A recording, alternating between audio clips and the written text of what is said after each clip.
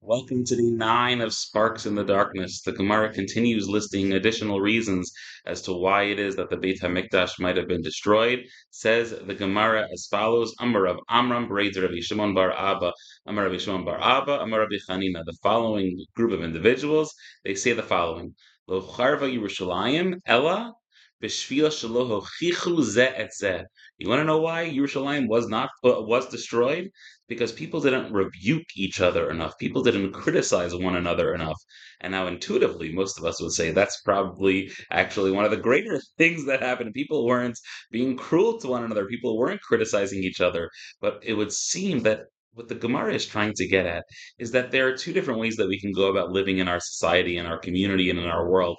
We can care so deeply about one another that we could go ahead and rebuke each other, or we can say, I care so little about my fellow person that I'm not even going to bother consuming myself with anything that they're involved in. Now, of course, there's a fine line between wanting something bad for something else or wanting to criticize someone else versus wanting someone to better themselves as a result of it.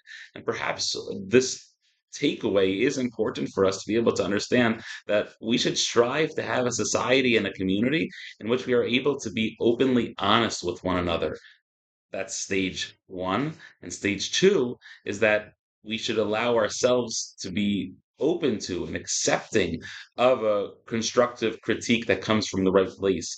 Ultimately, we want to better ourselves. The only way to do that is allowing the eyes around us to be able to point to something and say, hey, you know what, maybe you could do that a little bit better. And then taking a little bit of a humility within it, saying, you know what, you're right. I really appreciate that perspective.